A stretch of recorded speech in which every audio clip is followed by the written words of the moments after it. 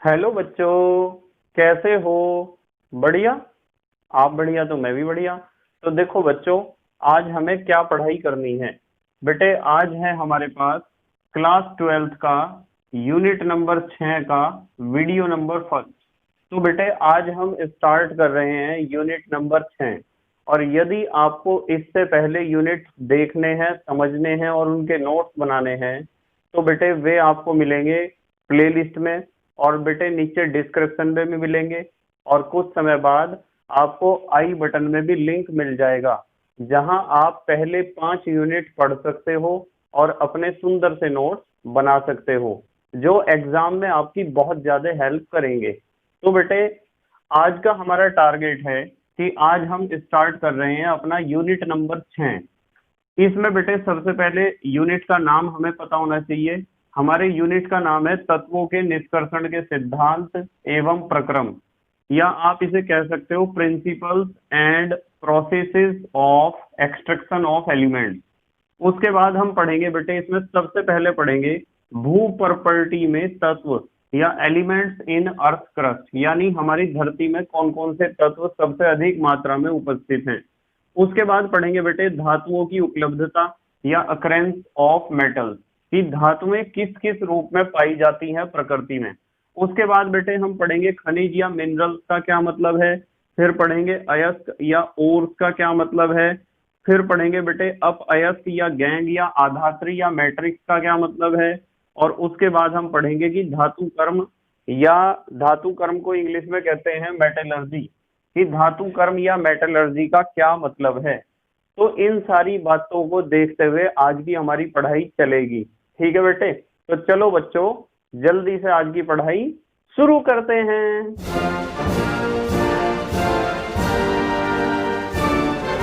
तो बेटे आज हम सबसे पहले बात करेंगे, जो हमारा हेडिंग लिखा हुआ है देखो जरा ध्यान से, भू प्रॉपर्टी में तत्व या एलिमेंट्स इन अर्थ क्रस्ट।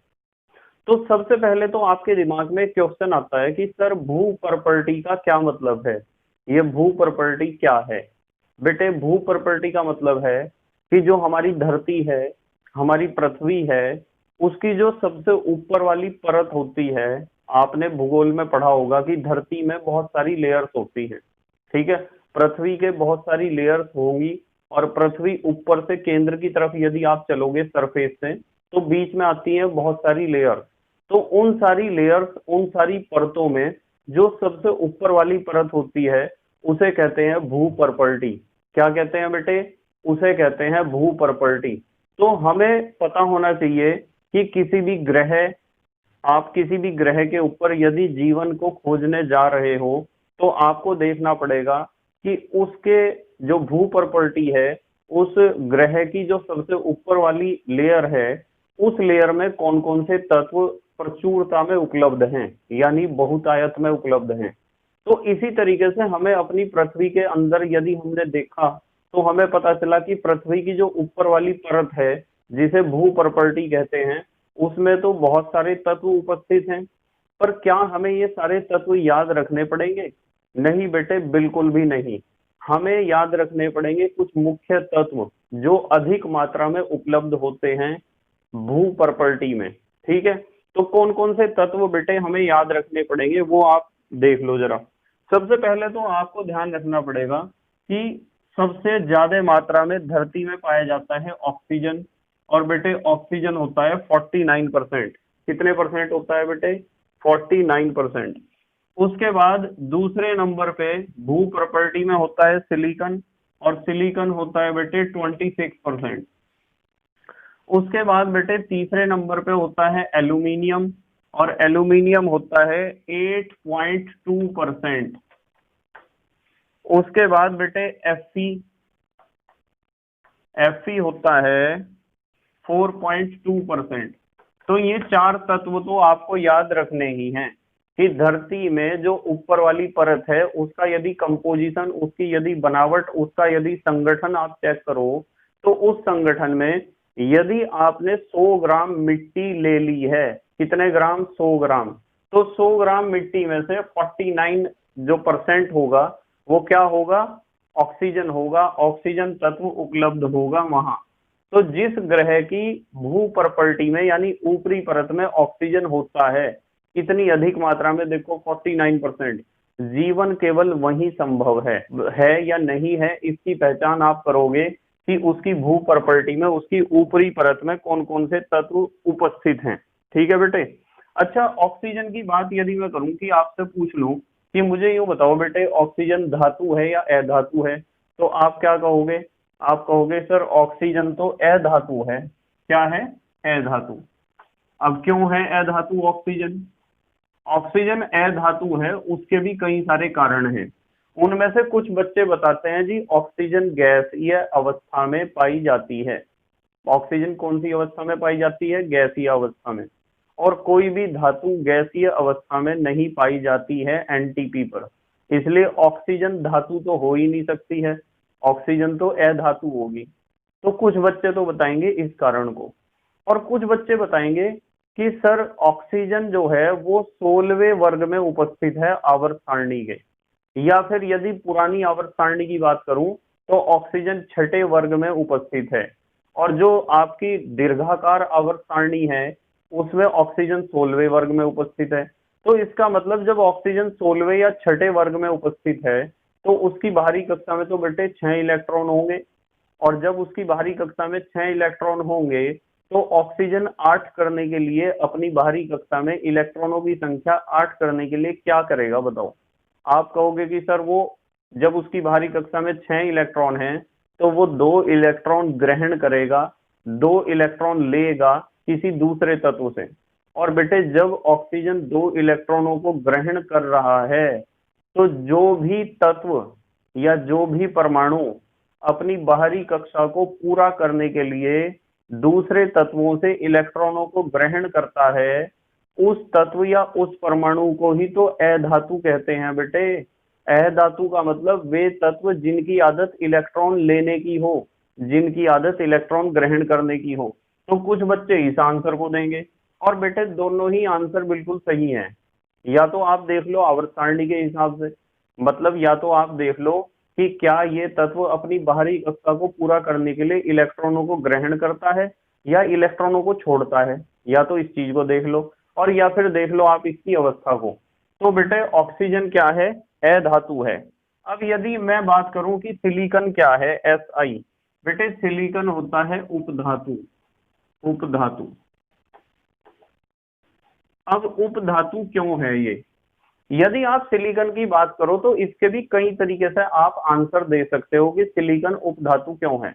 इसका पहला आंसर हो सकता है बेटे कि सिलिकॉन के अंदर धातु तथा अधातु दोनों के मिले जुले गुण होते हैं। सिलिकॉन कभी तो धातु की तरह और कभी अधातु की तरह व्यवहार करता है, इसलिए मैं सिलिकॉन को कहूंगा कि सिलिकॉन ना तो धातु है और ना तो अधातु है, दोनों का कोई मिला जुला रूप है जिसे हम कहते हैं उपधातु।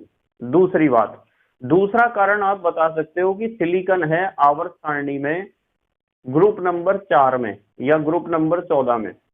जब ये आवर्त सारणी के 14वें ग्रुप में है या चौथे ग्रुप में उपस्थित है तो इसकी बाहरी कक्षा में तो 4 इलेक्ट्रॉन होंगे। कितने इलेक्ट्रॉन होंगे बेटे? 4।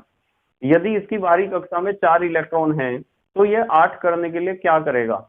कुछ बच्चे इसका आंसर देंगे कि सर 8 करने के लिए ये 4 इलेक्ट्रॉन ले सकता है, और कुछ बच्चे आंसर देंगे कि 4 इलेक्ट्रॉन दे सकता है, और कुछ बच्चे आंसर देंगे कि 4 इलेक्ट्रॉनों की साझेदारी कर सकता है।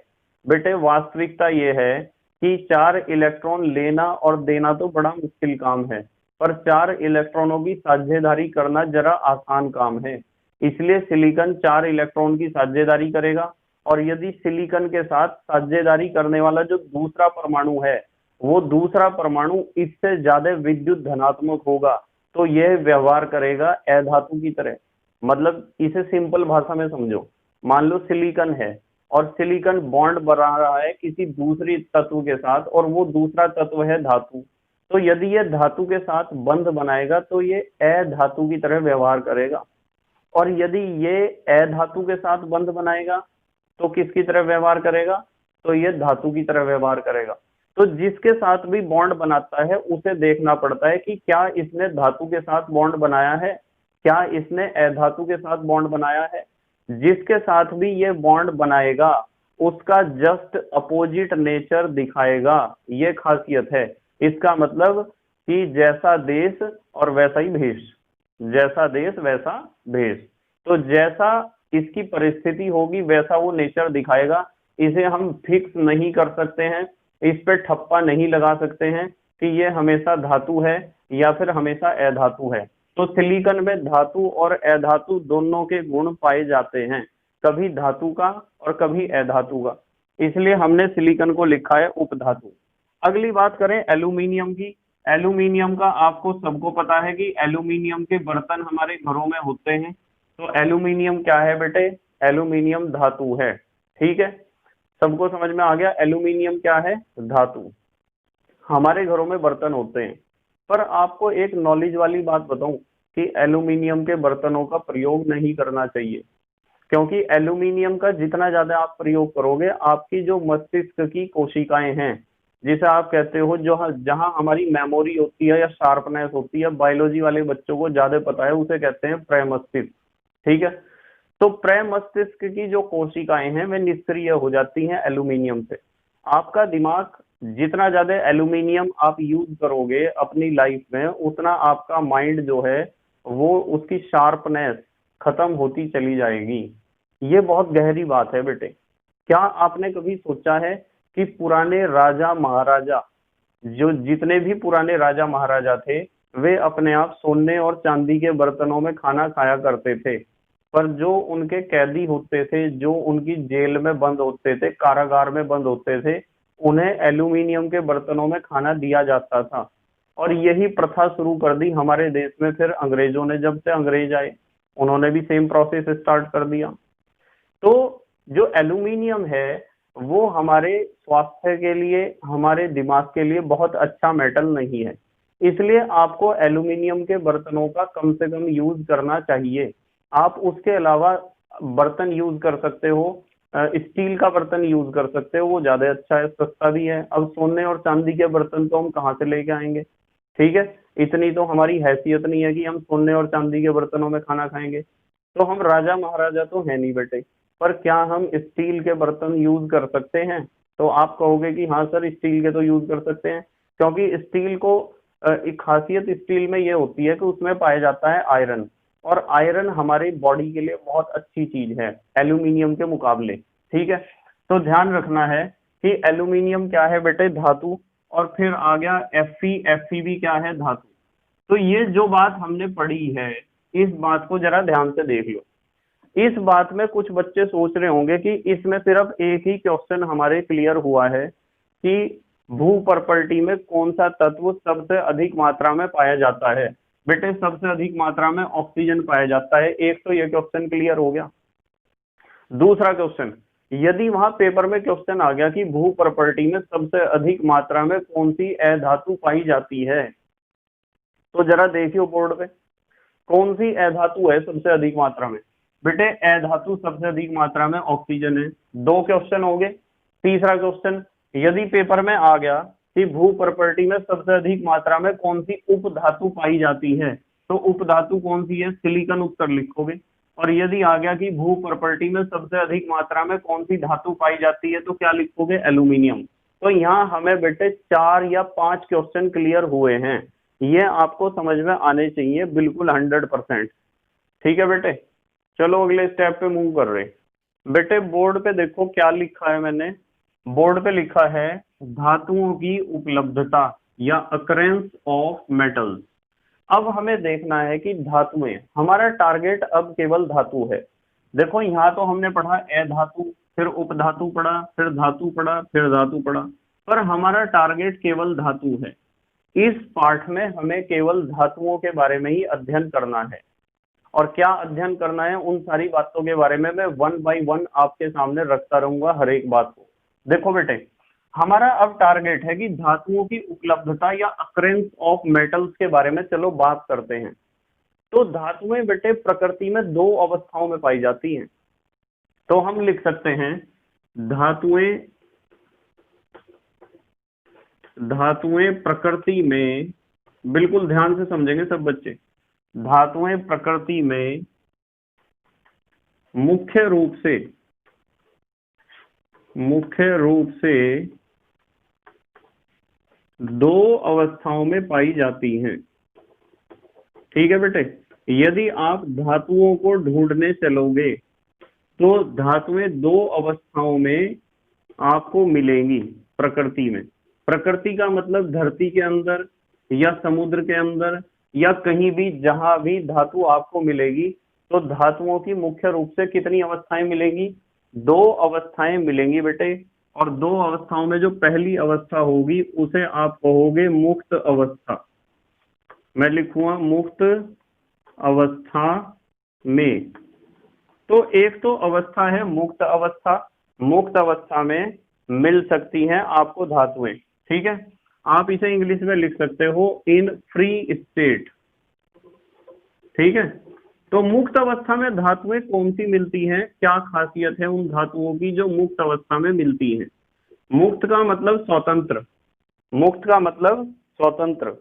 तो यदि मैं आपको कहूं कि जो धातुएं या तो अक्रिय हैं या बहुत कम क्रियाशील हैं, तो बेटे वे धातुएं ही तो मुक्त अवस्था में मिलेंगी। अक्रिय का मतलब जो किसी से क्रिया नहीं करती हैं, जिन्हें कुछ काम है ही नहीं।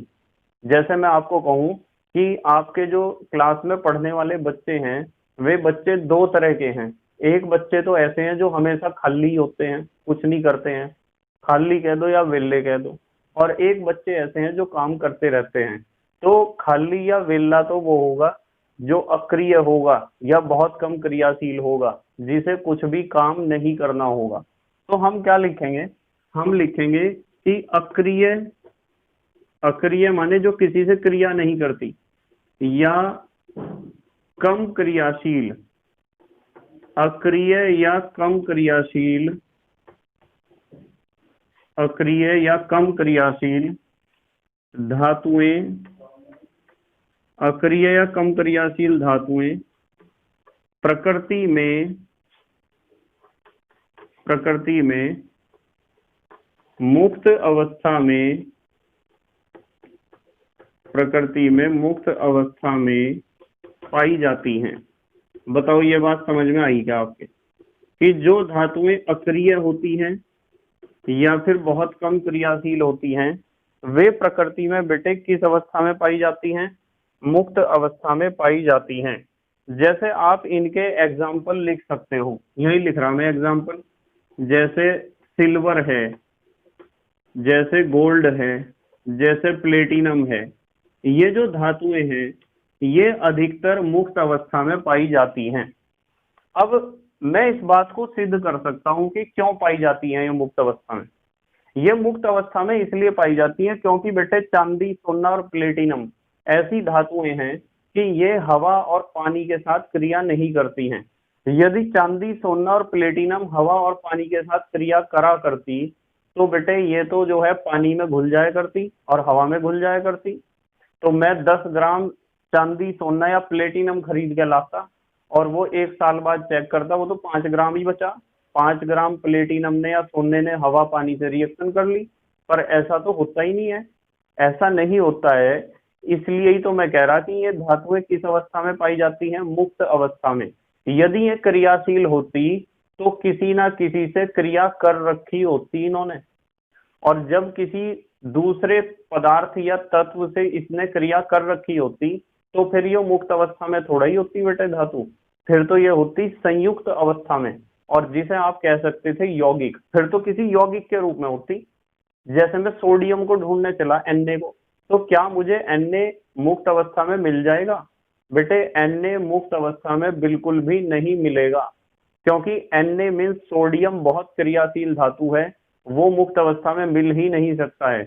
जब मैं सोडियम को ढूंढने चलूंगा तो मुझे मिलेगा NaCl समुद्र में, मुझे मिलेगा Na2CO3 क्षारीय भूमि में, मुझे मिलेगा Na2SO4 अम्लीय भूमि में।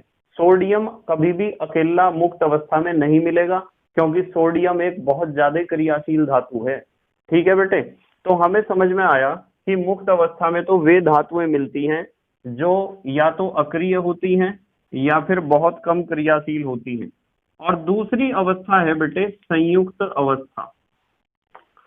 संयुक्त अवस्था में कुछ धातुएं बेटे संयुक्त अवस्था में भी पाई जाती हैं। ठीक है, आप इसे लिख सकते हो इन कंबाइंड स्टेट, संयुक्त अवस्था में यानी यौगिकों के रूप में। अब आपके दिमाग में यह बात पहले से ही आ गई होगी कि संयुक्त अवस्था में कौन सी धातुएं हमें मिलेंगी या यौगिक के रूप में कौन सी धातुएं हमें मिलेंगी। यह बात तो आपके दिमाग में आई गई होगी, अपने आप समझ में आ गई होगी ना बेटे। तो मैं लिखूंगा जो धातुएं क्रियाशील होती हैं, जो धातुएं क्रियाशील होती हैं वे यौगिकों के रूप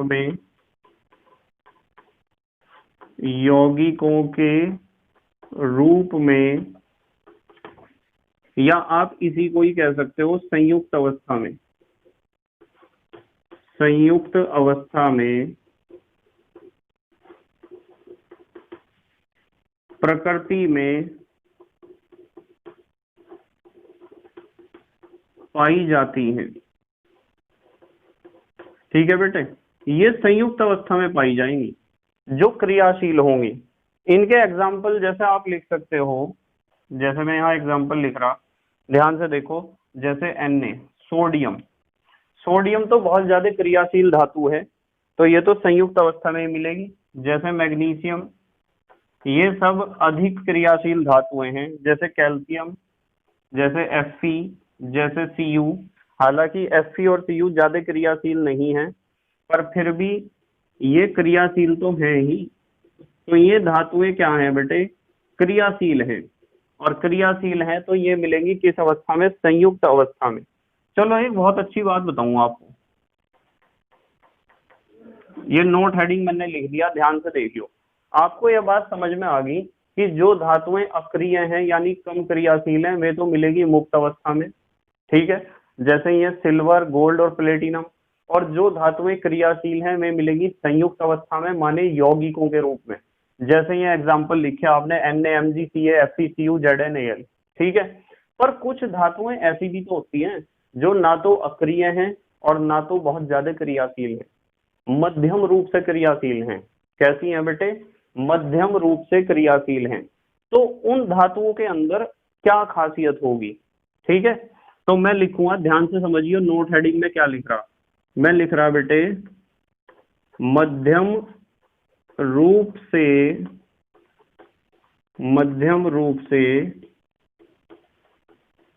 क्रियाशील धातुएं, मध्यम रूप से क्रियाशील धातुएं, ध्यान से समझियो, मुक्त तथा संयुक्त दोनों अवस्थाओं में पाई जाती हैं।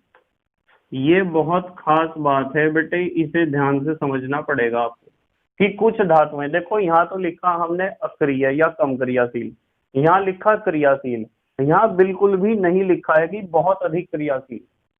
तो क्रियाशील धातुएं ये हैं और अक्रिय या कम क्रियाशील धातुएं ऊपर हैं। तो ऐसी कौन सी धातुएं हैं जो मध्यम रूप से क्रियाशील हैं यानी बहुत ज्यादा क्रियाशील नहीं है। वे धातुएं हैं बेटे, एक तो इनमें से आपको छांटना पड़ेगा Fe और एक छांटना पड़ेगा Cu। तो मैं यहां लिख दूं जैसे Fe व Cu। बेटे Fe व Cu की खासियत यह है कि ये मतलब मध्यम रूप से क्रियाशील हैं, बहुत ज्यादा और बहुत कम नहीं है।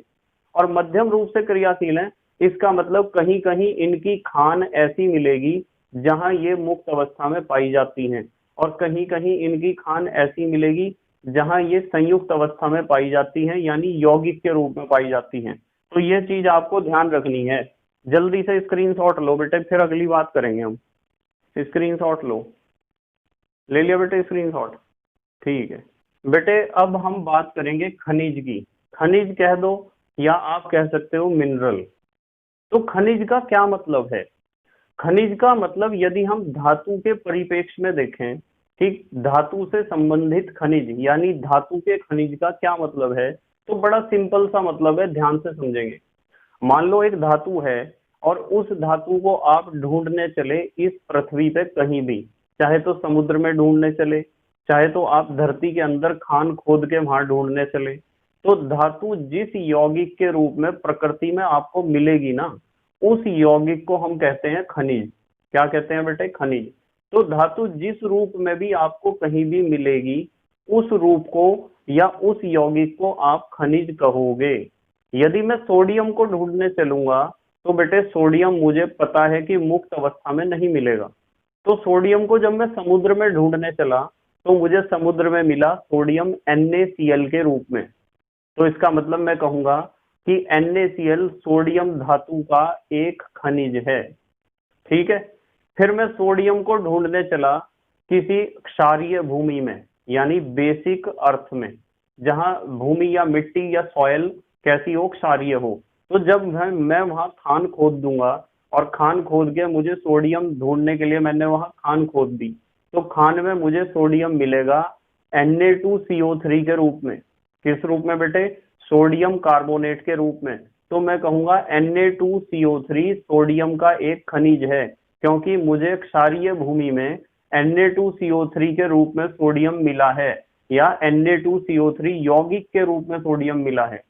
और यदि मैं कहीं जाऊं अम्लीय भूमि में, और अम्लीय भूमि के किसी विशेष स्थान पे जाके वहां पे खान को खोद दूं, और वहां मुझे सोडियम मिले Na2SO4 यानी सोडियम सल्फेट के रूप में, इसका मतलब साफ है कि सोडियम प्रकृति में जिस रूप में भी, जिस यौगिक के रूप में भी मुझे मिलेगा, मैं उन सारे सोडियम के यौगिकों को कहूंगा कि ये सोडियम के खनिज हैं।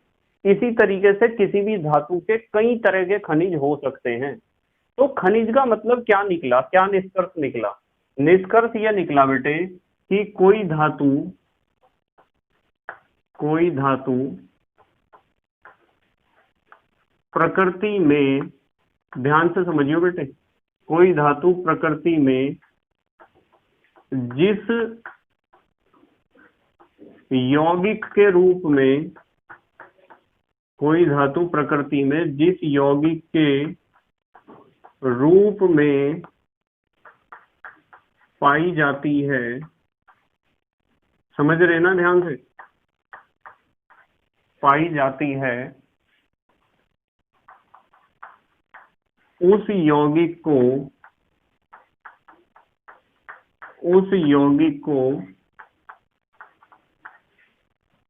धातु का क्या कहते हैं बेटे? खनिज कहते हैं। उस यौगिक को धातु का क्या कहते हैं? खनिज कहते हैं।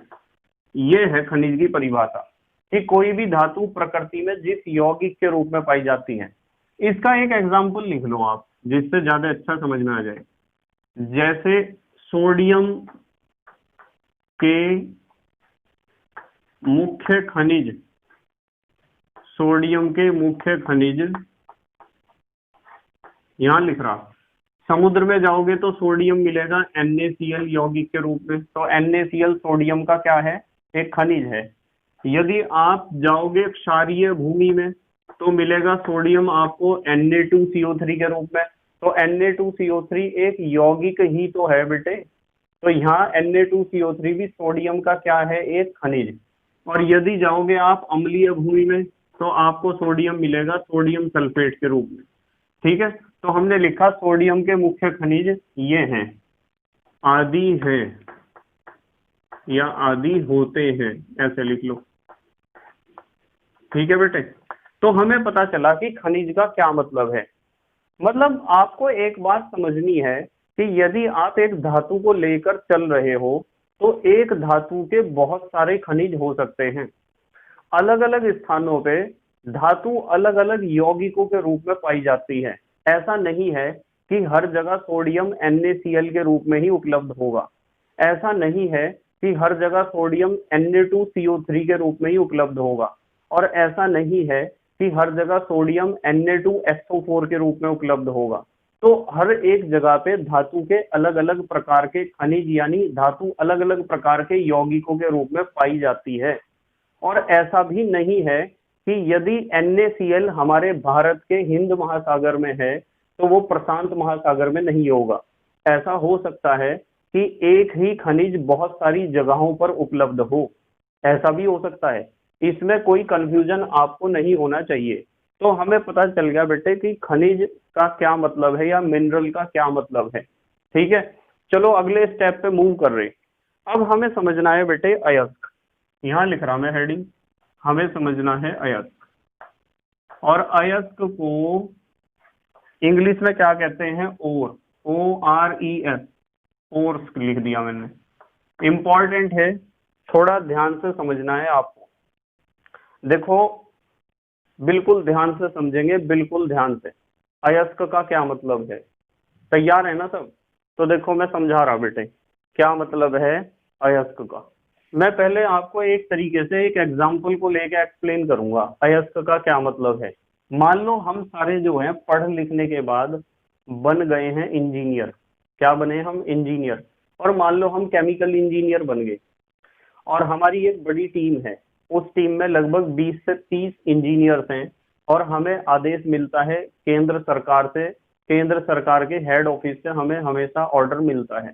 तो हमें एक ऑर्डर मिला, हम सारे क्या हैं? केमिकल इंजीनियर हैं, सारे सरकारी इंजीनियर हैं और हमें केंद्र सरकार ने एक आदेश दिया कि आप भारत में यूं ढूंढ के बताओ कि एल्यूमिनियम की खान किस किस जगह उपलब्ध है। तो हम जो है 20 या 30 इंजीनियर बंट गए 5 टीम में। कितने टीम बना लिया हमने? 5। और हमने पूरे इंडिया में ढूंढना शुरू कर दिया कि एल्यूमिनियम की खान आखिरकार है कहाँ। अब कुछ बच्चे तो इस शब्द खान से ही कंफ्यूज हो जाते हैं कि खान या खादान का मतलब क्या है। खान का मतलब पता क्या होता है? ज्यादातर बच्चे सोचते हैं कि आप धरती के अंदर एक बड़ा सा गड्ढा खोद दो और वहीं आपको कोई चीज मिल जाएगी तो वो खान है। हाँ बेटे, वो खान का एक उदाहरण है, पर वास्तविकता में खान या खादान हमेशा धरती के अंदर नहीं होती है। खान का मतलब या खादान का मतलब पता क्या होता है? खान का मतलब होता है कि कोई भी वस्तु जिस स्थान पर बहुत अधिक मात्रा में माने प्रचुरता में उपलब्ध होती है, उस विशेष स्थान को उस विशेष वस्तु की खान कहा जाता है। तो खान का मतलब केवल इतना नहीं होता है कि आप धरती में ही गड्ढा खोद के खान बनाओगे। खान बेटे समुद्र में भी हो सकती है। जैसे नमक की खान कहाँ है? समुद्र में। नमक तो समुद्र से ही प्राप्त किया जाता है। हालांकि नमक जो है बहुत सारे एरिए ऐसे हैं हमारी दुनिया में कि नमक की चट्टानें भी हैं, वहां से भी नमक प्राप्त किया जाता है, तो मैं उन्हें भी नमक की खान कहूंगा। जैसे आपके कंफ्यूजन को दूर करने के लिए मेरे पास एक बहुत अच्छा एग्जाम्पल है। मैं कहूं कि विद्यार्थियों की खान विद्यालय है, तो बताओ क्या विद्यालय धरती में गड्ढा खोद के बना रखा है? जैसे मैं कहूं ज्ञान की खान पुस्तकें हैं, क्या पुस्तकें धरती के अंदर गड्ढा खोद के बना रखी हैं? तो खान का मतलब धरती के अंदर गड्ढा खोदना बिल्कुल भी नहीं होता है। हाँ, वो एक उदाहरण है। आपको ज्यादातर धातुएं धरती के अंदर गड्ढा खोद के ही मिलेंगी, पर हर एक चीज धरती के अंदर गड्ढा खोद के नहीं मिलेगी। ठीक है, तो खान का मतलब बिल्कुल आप समझोगे कि कोई भी वस्तु जिस स्थान पर प्रचुरता में या बहुतायत में या अधिकता में उपलब्ध होती है, उस विशेष स्थान को हम कहते हैं खान। ठीक है, या माइन। तो आपको एक टारगेट दिया गया कि एल्यूमिनियम की आप खान ढूंढ दो पूरे इंडिया में कहाँ है। तो हमने बेटे एल्यूमिनियम की खान ढूंढ दी, हमें मिली एल्यूमिनियम की खान, हमने 5 जगह ढूंढ दी और 5 जगह का मैं नाम रख रहा A, B, C, D और E। ध्यान से समझियो, बिल्कुल थोड़ा दिमाग घुमाने वाली बात है, दिमाग आपका घूम सकता है इस चीज में। हमें टारगेट दिया कि एल्यूमिनियम की आप खान ढूंढ दो इंडिया में कहाँ है। हमने ढूंढ दी 1 2 3 4 5 खान। अब हमें अगला टारगेट मिला कि जो आपने खान ढूंढी है उन खान से आप क्या करो? एल्यूमिनियम का क्या निकाल दो? खनिज निकाल लो बाहर। तो हमने एल्यूमिनियम के निकाल दिए सबके खनिज। क्या निकाल ले? खनिज। और मैंने इन खनिजों का नाम ABCDE ही रख दिया। तो हमें ये सारे क्या मिले? एल्यूमिनियम के खनिज हैं ये सारे। क्या है बेटे? खनिज।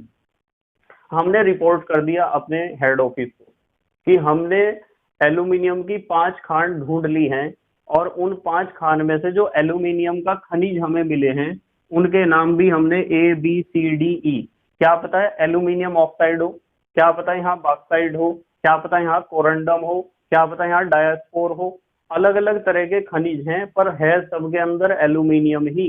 जैसे यहाँ ये और ये तीनों खनिज अलग अलग तरह के हैं पर है सबके अंदर सोडियम ही। क्या है बेटे? सोडियम। तो हमने 5 खान खोद के 5 खनिज निकाल लिए।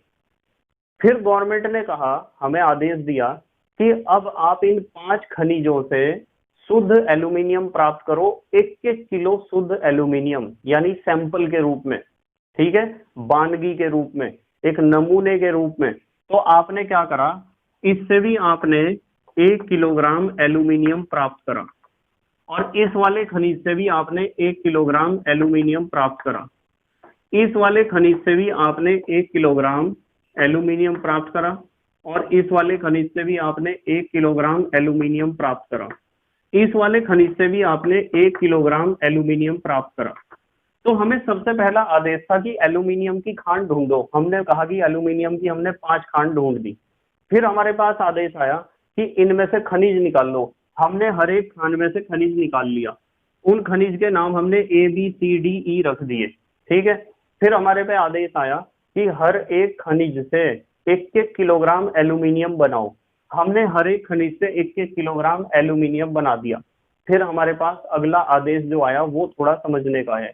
अगला आदेश आया कि हर एक खनिज से जो 1-1 किलोग्राम एल्यूमिनियम आपने बनाया है उसमें कितना खर्चा आया है, कितना उसमें मजदूरों को लेबर देनी पड़ी है, कितना उसमें आपका जो है एनर्जी वेस्ट हुआ है, कितना टाइम वेस्ट हुआ है। इन सारी चीजों को कैलकुलेट करके आप हमें हिसाब लगा के बताओ कि 1 किलोग्राम एल्यूमिनियम कितने रुपए का हमें पड़ा है, उसे प्राप्त करने में कितने रुपए का खर्चा आया है।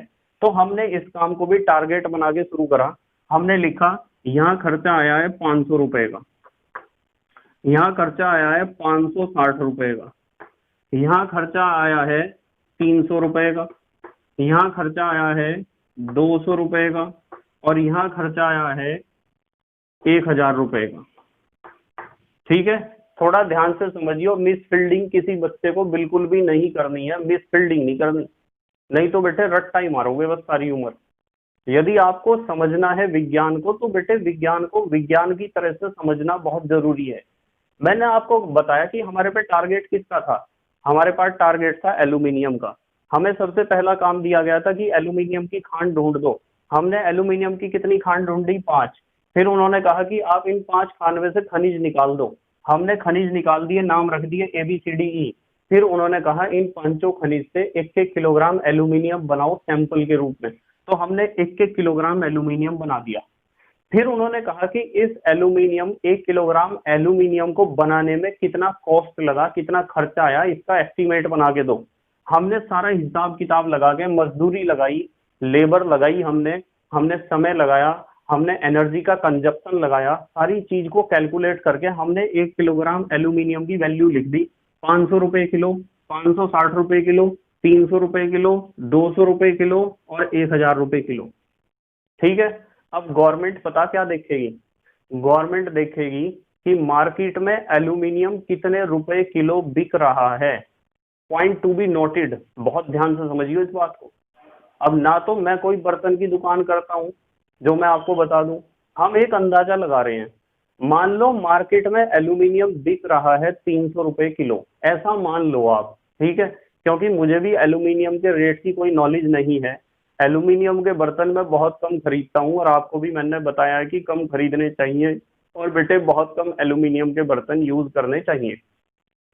तो बेटे यहाँ क्या हुआ, मान लो मार्केट में एल्यूमिनियम बिकता है 300 रुपए किलो के हिसाब से। अब मुझे एक बात सोच के बताओ, यदि आपका दिमाग ठीक ठाक है और आप एक रासायनिक विज्ञान के विद्यार्थी हैं, आप एक साइंस के विद्यार्थी हैं, तो आप एक बात बताओ कि जब यहाँ 1 किलो एल्यूमिनियम बनाने में 500 रुपए का खर्चा आ रहा और बाजार में हम इसे बेचेंगे 300 रुपए किलो, तो क्या हमें इस वाले खनिज से एल्यूमिनियम प्राप्त करने में फायदा है? फायदा है क्या कि गवर्नमेंट 500 रुपए किलो के हिसाब से एल्यूमिनियम बना रही और 300 रुपए किलो बेच रही, तो गवर्नमेंट तो 200 रुपए के घट्टे में रहेगी। तो इसका मतलब यह है कि ये खनिज काम का नहीं है। इसे भविष्य में कभी चेक करेंगे, शायद भविष्य में कुछ सालों में या कुछ सदियों बाद ऐसा हो जाए कि एल्यूमिनियम के रेट बहुत ज्यादा राइज कर जाएं, बढ़ जाएं, तो हम इस पे काम करेंगे। तो इसका मतलब पहला खनिज तो ऐसा हुआ कि वो तो हमें घाटे में लेके जा रहा गवर्नमेंट को, तो पहले खनिज पे गवर्नमेंट यूं कहेगी कि भाई खान को बंद कर दो। उसके बाद दूसरे पे आ जाओ। यहाँ दूसरे खनिज से जब हमने 1 किलोग्राम एल्यूमिनियम बनाया तो 560 रुपए किलो के हिसाब से बन रहा। हम बना रहे, कॉस्ट आ रही 560 रुपए की और बिकेगा 300 रुपए का।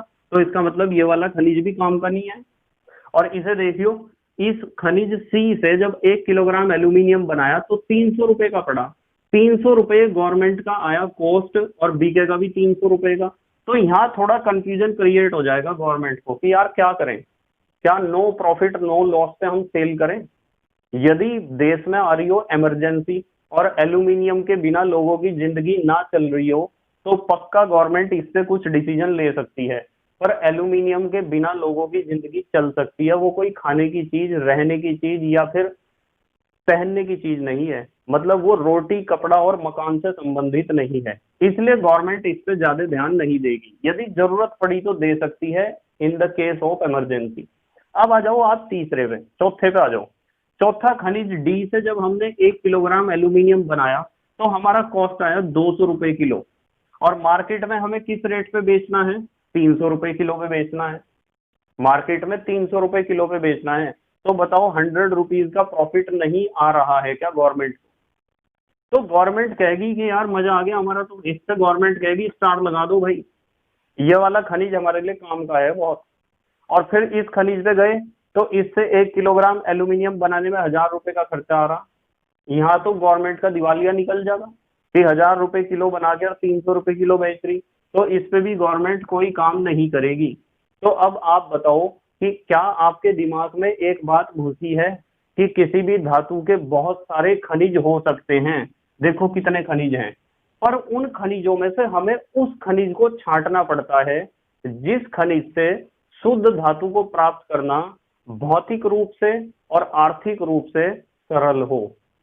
भौतिक रूप से का मतलब उसमें लेबर कम लगती हो, उसका लेबर, जो लेबर का कॉस्ट है वो बहुत ज्यादा ना हो। आर्थिक रूप का मतलब ये है। और भौतिक रूप का मतलब क्या है? भौतिक रूप का मतलब है कि उसमें बहुत ज्यादा मेहनत, बहुत ज्यादा मशीनरी, बहुत ज्यादा जो है केमिकल या फिजिकल प्रोसेस यूज ना करने पड़ते हो, उसमें टाइम ना लगता हो बहुत ज्यादा। ठीक है, तो बहुत सारे खनिज किसी धातु के हो सकते हैं। जल्दी से आप स्क्रीनशॉट लो, फिर मैं आपको एक बहुत अच्छी बात बताऊंगा। ले लिया स्क्रीनशॉट? ठीक है। तो बेटे हमारी समझ में क्या आया है? हमारी समझ में आया है कि एक धातु के बहुत सारे खनिज हो सकते हैं, पर उन बहुत सारे खनिजों में से हमें उन खनिजों को छांटना पड़ता है जिन खनिजों से शुद्ध धातु को प्राप्त करना आर्थिक रूप से और भौतिक रूप से सरल होता है। और उन स्पेशल खनिजों को ही हम कहते हैं अयस्क। क्या कहते हैं बेटे? अयस्क कहते हैं। तो हमें पता चला कि किसी धातु के, ध्यान से समझिए जरा, किसी धातु के सभी खनिजों में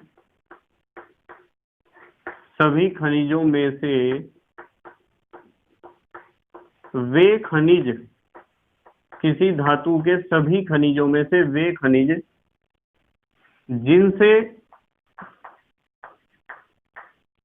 जिनसे शुद्ध धातु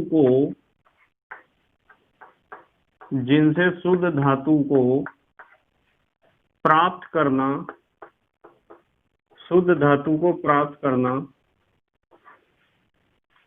भौतिक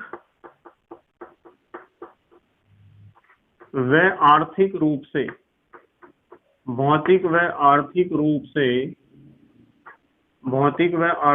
से क्या होता है? सरल होता है। आर्थिक रूप से सरल होता है, कोमा, अयस्क कहलाते हैं। अयस्क कहलाते हैं, तो उन्हें कहते हैं बेटे अयस्क। अब एक बात बता दूं आपको, देखो जितने भी अयस्क हैं वे सारे खनिज हैं, ये बात बिल्कुल पक्की है, क्योंकि हमने उन्हें खनिजों में से ही तो छांट के निकाला है। पर जितने खनिज होते हैं किसी भी धातु के, क्या सारे खनिज अयस्क होते हैं? आप कहोगे नहीं सर, सारे खनिज तो अयस्क नहीं होते हैं। उन सारे खनिजों में से कुछ खनिज अयस्क होते हैं, पर जितने भी अयस्क हैं वे सारे तो खनिज ही हैं। मतलब ये बात दिमाग को घुमाने वाली है। यदि आप इस बात को बहुत सिंपल वे में समझोगे तो बहुत मजा आएगा, और यदि इसे कॉम्प्लिकेटेड बना दोगे तो कॉम्प्लिकेटेड तो बन ही गई है ये बात। देखो मैं लिखते हुए समझा रहा, शायद आपके दिमाग में कुछ घुस जाए। तो हमें पता चला, मैं यहां से लिख रहा, अतः स्पष्ट होता है, ध्यान से समझियो बेटे, ध्यान से। अतः स्पष्ट होता है कि सभी अयस्क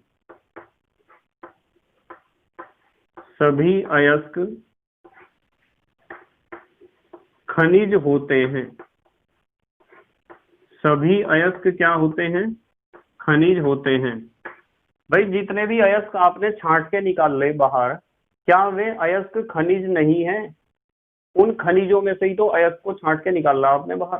तो हमने लिखा, अतः स्पष्ट होता है कि सभी अयस्क खनिज होते हैं। जितने भी आपने अयस्क छांट लिए हैं वे खनिज ही तो थे, ठीक है। परंतु सभी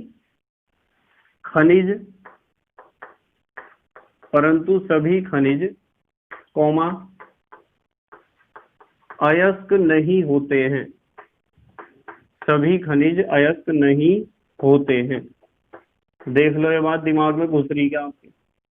उम्मीद है आपके दिमाग में घुस रही होगी बात, और नहीं घुस रही तो फिर मेरी तरफ से प्रस्तुत है एक उदाहरण, ध्यान से समझियो। मैं आपको यूं कह रहा कि बेटे आपकी क्लास में 100 बच्चे हैं। कितने बच्चे हैं? 100। तो 100 बच्चे हैं, 100 स्टूडेंट हैं, 100 विद्यार्थी हैं, 100 बालक हैं, कुछ भी कह दो आप उन्हें। उन 100 बच्चों में से 2 बच्चों को बनाया गया है मॉनिटर। 2 बच्चों को क्या बनाया गया है? मॉनिटर, कक्षा प्रमुख बनाया गया है 2 बच्चों को। तो मुझे एक बात बताओ, जो मॉनिटर हैं क्या वे मॉनिटर आपकी क्लास के स्टूडेंट हैं? तो जितने भी मॉनिटर होंगे वे विद्यार्थी तो होंगे ही। जितने भी 2 मॉनिटर हैं मान लो, तो दोनों मॉनिटर विद्यार्थी तो हैं।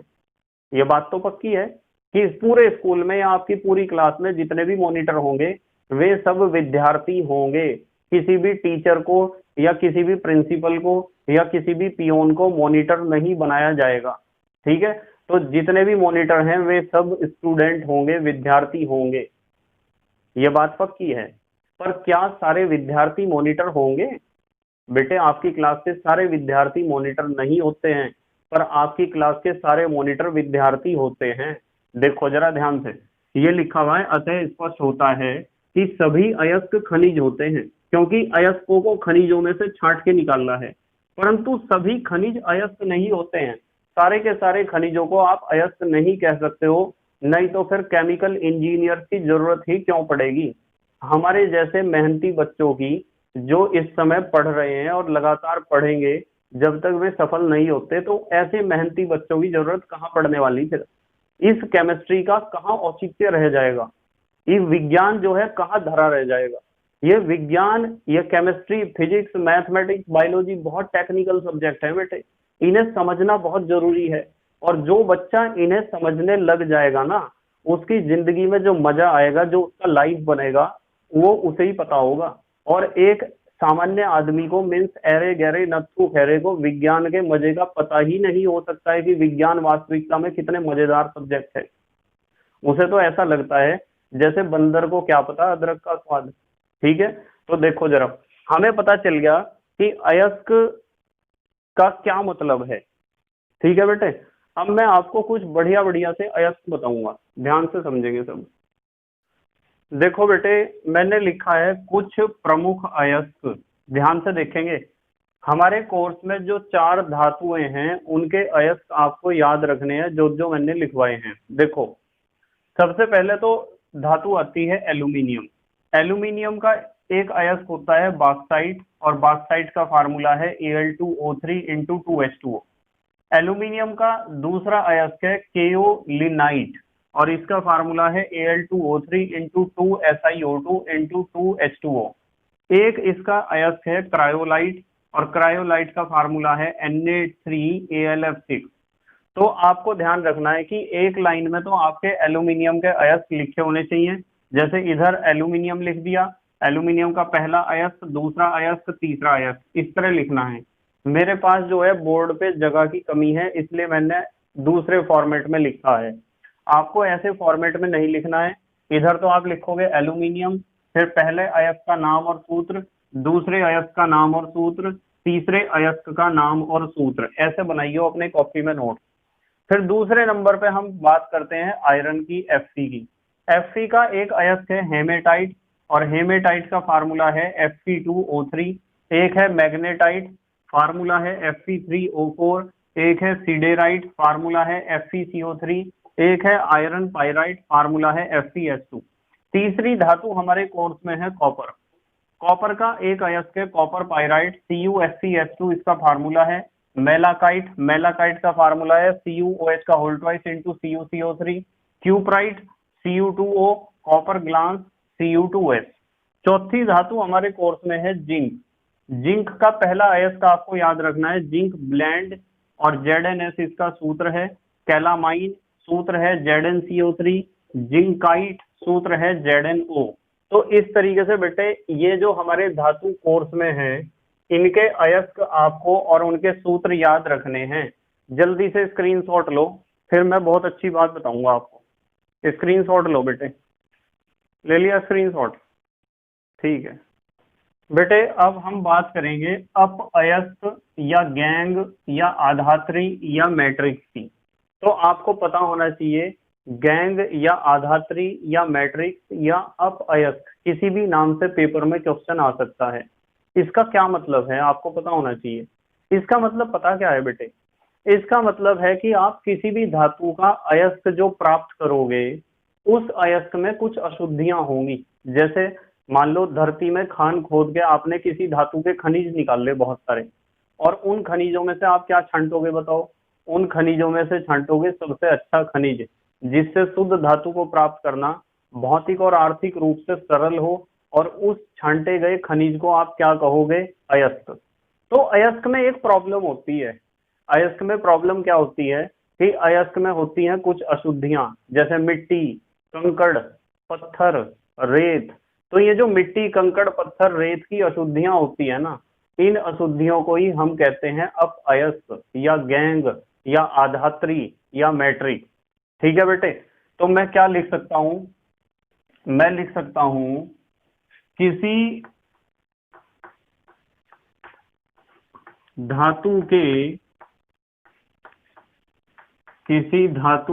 अयस्क में, किसी धातु के अयस्क में, ध्यान से समझिए जरा, मिट्टी, कोमा कंकड़, कोमा पत्थर, कोमा रेत आदि की अशुद्धियां,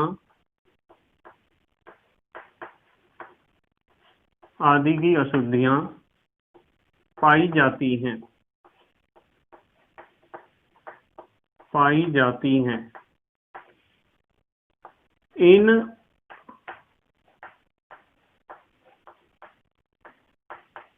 अशुद्धियों को ही गैंग, या कुछ भी नाम लिख देना, आपकी मर्जी है, गैंग कहते हैं। बहुत सारे नाम है ना इसके। क्या कहते हैं बेटे? गैंग कहते हैं। तो आपको पता चल गया होगा कि गैंग या आधात्री या मैट्रिक का क्या मतलब है। ठीक है? मिट्टी, कंकड़, पत्थर, रेत की अशुद्धि, और कुछ नहीं है। अब अगले स्टेप पे आ जाओ।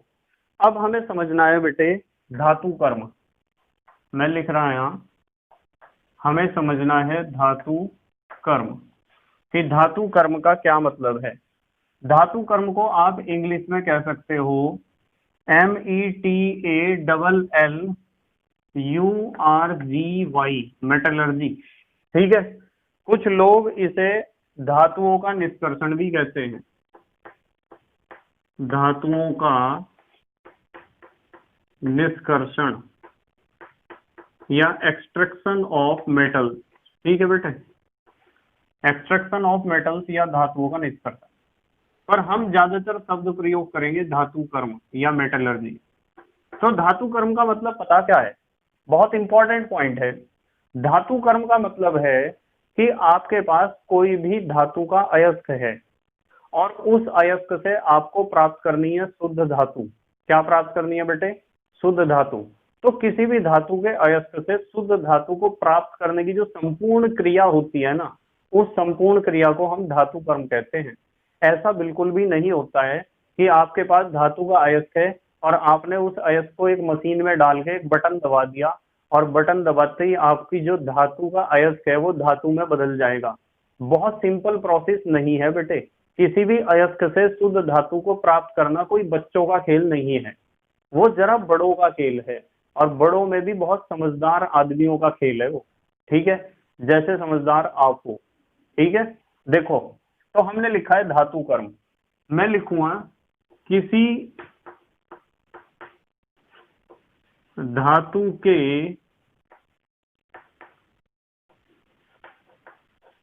अयस्क से, किसी धातु के अयस्क से शुद्ध धातु को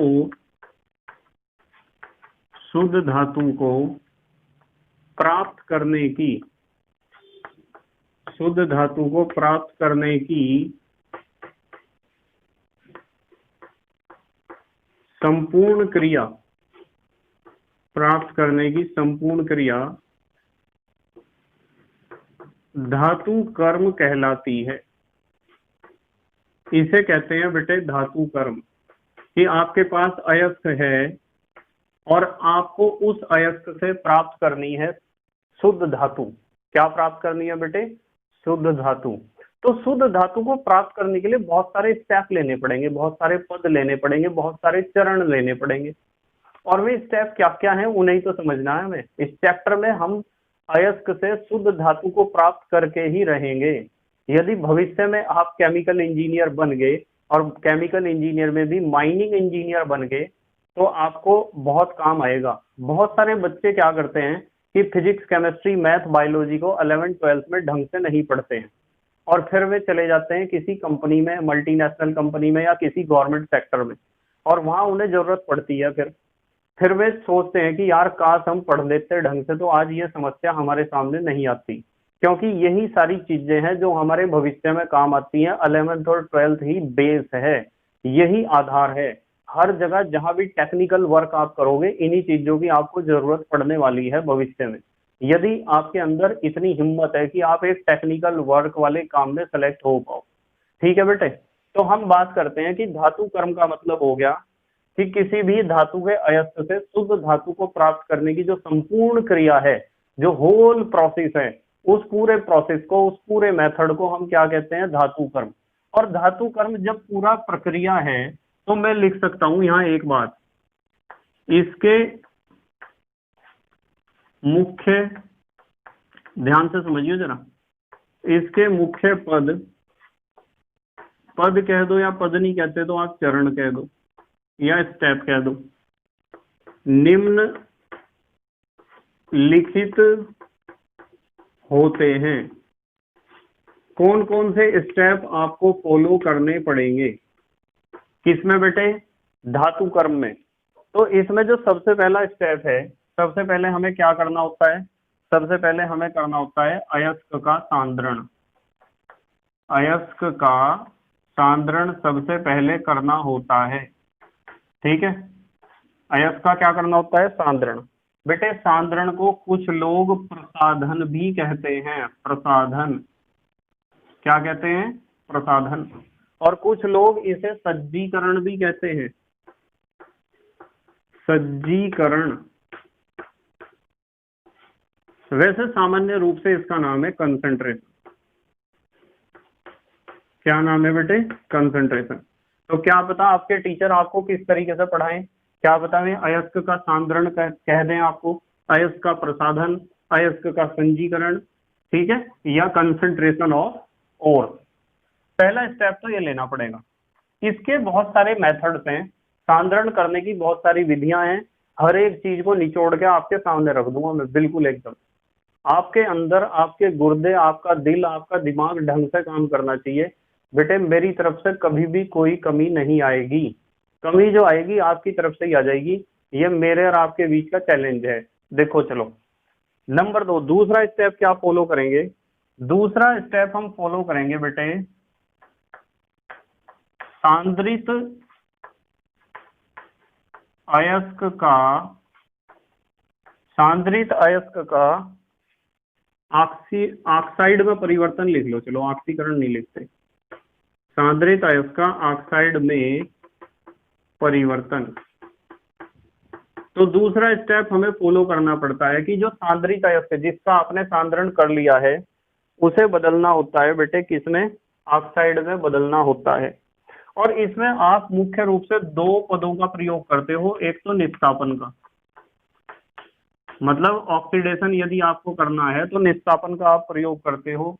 इसे कहते हैं कैल्सिनेशन, आप इसे कैल्सिनेशन कह सकते हो। और दूसरा जो पद हम ऑक्साइड में बदलने के लिए प्रयोग करते हैं उसे कहते हैं भर्जन, ठीक है। भर्जन को आप इंग्लिश में कह सकते हो रोस्टिंग। क्या कह सकते हो बेटे? रोस्टिंग। अब आ जाओ आप तीसरे स्टेप पे। सबसे पहले तो हमने सांद्रण कर लिया, फिर हमने सांद्रित अयस्क का ऑक्साइड में बदलने के लिए या तो निस्तापन कर लिया, या तो भर्जन कर लिया, या तो दोनों ही कर लिए। उसके बाद धातु ऑक्साइड आपको मिल जाएगा, क्योंकि यहाँ ऑक्साइड में परिवर्तन कर रहे हैं ना। तो धातु ऑक्साइड को आपको बदलना पड़ेगा किसमें? धातु में। तो मैं लिखूंगा धातु ऑक्साइड का धातु में अपचयन। ऑक्साइड है ना, ऑक्साइड है तो धातु का जो ऑक्साइड है उसमें से ऑक्सीजन हटाओगे जब तो धातु मिलेगी। और ऑक्सीजन को हटाना या अलग करना ही तो अपचयन कहलाता है। क्या कहलाता है बेटे? अपचयन। और इसमें आप एक तो प्रयोग कर सकते हो प्रगलन। वो डिपेंड करता है कि आपके पास धातु कौन सी है और उसमें कौन कौन सी अशुद्धियां हैं। प्रगलन का भी प्रयोग किया जाता है अपचयन के लिए। और बेटे एक मेथड होता है बहुत अच्छा, उसे कहते हैं स्वतः अपचयन। स्वतः अपचयन का भी प्रयोग किया जाता है। और एक मेथड होता है बेटे विद्युत अपघटनी अपचयन। विद्युत अपघटनी अपचयन, इस मेथड का भी हम प्रयोग करते हैं। ठीक है बेटे, तो ये 3 मेथड में से कोई सा एक मेथड हमें प्रयोग करना पड़ता है जब क्या करना हो? धातु ऑक्साइड का धातु में अपचयन करना हो। और नंबर 4 पे हम प्रयोग करते हैं धातु का शुद्धिकरण, क्योंकि धातु मिल जाएगी ना हमें।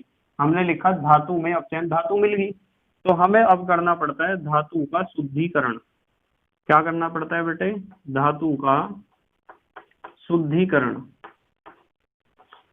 और इस शुद्धिकरण को आप शोधन भी कह सकते हो, धातु का शोधन, ठीक है, या परिष्करण भी कह सकते हो कि धातु का परिष्करण। तो किसी भी शब्द का आप प्रयोग कर सकते हो, आपकी मर्जी है। तो हमें इस बात का पता होना चाहिए, बिल्कुल क्या पता होना चाहिए कि धातु कर्म का मतलब क्या है? किसी धातु के अयस्क से शुद्ध धातु को प्राप्त करने की संपूर्ण क्रिया धातु कर्म कहलाती है। और इसके मुख्य पद निम्नलिखित हैं। नंबर 1, अयस्क का सबसे पहले सांद्रण करना है, फिर सांद्रित अयस्क का ऑक्साइड में परिवर्तन करना है, उसके लिए निस्तापन या भर्जन यूज कर सकते हो आप। नंबर 3, धातु ऑक्साइड का धातु में अपचयन करना है, उसके लिए ये मेथड है। और जब धातु में अपचयन हो जाएगा फिर धातु का क्या करना है? शुद्धिकरण, या आप इसे कह सकते हो शोधन। ठीक है बेटे, जल्दी से स्क्रीनशॉट लो, फिर मैं आपको दूंगा एक ब्रह्मास्त्र। ठीक है, जो बच्चे पुराने हैं जो कंपटीशन की तैयारी कर रहे हैं उनके लिए एक जबरदस्त डोज दूंगा ब्रह्मास्त्र। जल्दी से आप स्क्रीनशॉट लो। ले लिया स्क्रीनशॉट? ठीक है बेटे, मुझे एक बात बताओ कि मान लो आपके पास किसी धातु के खनिज हैं तो उन धातु के खनिजों में से आप एक खनिज छांट लोगे जो सबसे अच्छा होगा और उसे आप कहोगे अयस्क। फिर अयस्क का आप क्या करोगे, सुनियो ध्यान से जरा। अयस्क का आप करोगे सांद्रण, और फिर क्या करोगे, सांद्रित अयस्क का ऑक्साइड में परिवर्तन करोगे, और फिर उस ऑक्साइड का अपचयन करोगे धातु में, और फिर धातु का करोगे शोधन। तो बेटे ये 4 या 5 स्टेप हैं जो हमें फॉलो करने पड़ेंगे। पर क्या ये 4-5 स्टेप एक ही तरीके से फॉलो किए जाएंगे? बेटे ये एक तरीके से फॉलो नहीं किए जाएंगे, इस चीज को ही आपको समझना है। मतलब अलग अलग धातु के साथ अलग अलग ट्रीटमेंट करना पड़ेगा, बस यही खेल है सबसे अलग। मान लो आपके पास एक धातु है एल्यूमिनियम, तो जिस तरीके से आप एल्यूमिनियम का धातु कर्म करोगे, क्या उसी तरीके से आप कॉपर का, उसी तरीके से आप लोहे का, उसी तरीके से आप जिंक का धातु कर्म करोगे? तो सबसे धातु कर्म करना सबका या सबसे शुद्ध धातु को प्राप्त करने में स्टेप तो यही फॉलो होते हैं, पर इन स्टेप को कुछ अलग तरीके से फॉलो करना पड़ता है। ऐसा बिल्कुल भी नहीं होता है कि एक मरीज डॉक्टर के पास गया और उसे बुखार था और डॉक्टर ने उसे एक खुराक दे दी या 2 खुराक दे दी, और फिर दूसरा मरीज आया उसे उल्टी दस्त हो रहे थे, उसे भी वही खुराक दे दी। एक तीसरा मरीज आया उसके सिर में दर्द हो रहा था, चक्कर आ रहे थे, उसे भी वही खुराक दे दी। तो हर एक बीमारी के लिए एक ही दवाई काम नहीं करती है। हमें पता है कि बीमारी बहुत तरह की हो सकती हैं, तो उनकी जो दवाइयाँ हैं, जो उनकी खुराक हैं, वे डोज हैं, वे भी अलग अलग तरह की होनी चाहिए, जब ही हम सारी बीमारियों को सही कर पाएंगे। और बेटे हमारी धातुएं भी अलग अलग तरह की होती हैं, उनका ट्रीटमेंट बेटे हमें अलग अलग तरीके से करना पड़ता है। और किस तरीके से करना पड़ता है यही तो बात समझनी है हमें। जो बच्चे कंपटीशन की तैयारी कर रहे हैं उनके लिए बहुत काम की चीज है, ध्यान से देखना जरा। मान लो आपके पास कोई भी धातु का अयस्क है, क्या है अयस्क, तो अयस्क का आप सबसे पहले सांद्रण तो करोगे ही। क्या करोगे बेटे, सांद्रण। और सांद्रण करने से आपको मिल जाएगा सांद्रित अयस्क। और सांद्रण करने के बाद आपका टारगेट होना चाहिए कि जिस आपने धातु के अयस्क का सांद्रण किया है, क्या वो अत्यधिक सक्रिय धातु है, बहुत ज्यादा क्रियाशील धातु है, या मध्यम रूप से सक्रिय धातु है, या कम सक्रिय धातु है? तो 3 स्थितियां आपके सामने आती हैं, और इन 3 स्थितियों से ही आपको अगला स्टेप लेना पड़ता है। मान लो आपके पास बहुत ज्यादा सक्रिय धातु है, तो उस अत्यधिक सक्रिय धातु के आप गलित लवण का विद्युत अपघटन कर दो, और गलित लवण का विद्युत अपघटन करने से आपको जो धातु मिलेगी उसका शोधन कर दो, और शोधन करने से आपको मिल जाएगी क्या, शुद्ध धातु मिल जाएगी। और इस रास्ते को, इस वाले रास्ते को फॉलो करने के लिए हमारे कोर्स में है एल्यूमिनियम। क्या है बेटे, एल्यूमिनियम। तो हम एल्यूमिनियम का मेटलर्जी इस रास्ते से फॉलो करेंगे, ध्यान रखियो जरा इस बात का, क्योंकि ज्यादातर बच्चों को कंफ्यूजन होता है बहुत ज्यादा। पूरा जो है साल बीत जाता है केमिस्ट्री पढ़ते हुए, उन्हें समझ में नहीं आता कि हमें कौन सी धातु का एक्सट्रैक्शन या कौन सी धातु का मेटलर्जी कौन से मेथड से करना है, उन्हें पता ही नहीं चलता है इस बात का, वे रट्टा मारते रहते हैं बस। उसके बाद आ जाओ आप, यदि आपके पास मध्यम रूप से सक्रिय धातु है, तो आपको देखना पड़ेगा कि आपके पास कार्बोनेट अयस्क है या सल्फाइड अयस्क। यदि कार्बोनेट अयस्क है तो उसका निस्तापन करना पड़ता है। क्यों करना पड़ता है, इस चीज को बिल्कुल निचोड़ के रख दूंगा तुम्हारे सामने। अभी तो मैं आपको जो हूं एक नक्शे पे चला रहा हूं, पर मैं बताऊंगा कि कार्बोनेट अयस्क का निस्तापन बेटे क्यों करना पड़ता है, आखिरकार इसके पीछे कारण क्यों है, क्या कारण है इसके पीछे। तो कार्बोनेट अयस्क का आप करोगे निस्तापन, और यदि सल्फाइड अयस्क है तो उसका करोगे भर्जन। उसके बाद आप क्या करोगे, उसके बाद आपको मिल जाएगा धातु ऑक्साइड, और धातु ऑक्साइड का आप अपचयन करोगे, ज्यादातर प्रगलन का यूज करते हैं। फिर अपचयन से आपको धातु मिलेगी, धातु का आप करोगे शोधन। अब इसमें मैं आपको एक बात बताता हूं कि जो ये सारा मेथड मतलब यहाँ से इस तरीके से भी आए और इस तरीके से भी, यानी आपको निस्तापन भी करना है और भर्जन भी करना है। इसके लिए हमारे कोर्स में जो एग्जाम्पल है वो है एफसी। एफसी में आपको अयस्क का सांद्रण करने के बाद निस्तापन भी करना पड़ेगा, भर्जन भी करना पड़ेगा, धातु ऑक्साइड मिलेगा उसका अपचयन प्रगलन से करना पड़ेगा, धातु मिलेगी शोधन करना पड़ेगा। तो एफसी का ये वाला रास्ता है, ये वाला। और बेटे उसके बाद हमारे कोर्स में 2 धातुएं हो रहे हैं, कॉपर और जिंक। उन्हें मैं इधर लिख रहा, यहाँ लिख दिया कॉपर और यहाँ लिख दिया जिंक। तो कॉपर और जिंक का रास्ता ये वाला है, यहाँ से आप यूं आओ, भर्जन करो, अपचयन करो, धातु मिल जाएगी शोधन। तो ये वाला रास्ता किसका है? कॉपर और जिंक का है। ठीक है बेटे। और यदि आपके पास कम सक्रिय धातु है तो उसके सल्फाइड अयस्क का सीधा भर्जन कर दो, आपको धातु मिल जाएगी, और धातु का कर दो फिर क्या? शोधन। तो ये जो मैंने मैप आपके सामने बनाया है बहुत काम का है बेटे, ये मैप, इसे समझना चाहिए आपको। और जब हमारा चैप्टर कंप्लीट हो जाएगा ना, और फिर आप इस मैप को देखोगे, फिर आपकी हो जाएगी बल्ले बल्ले।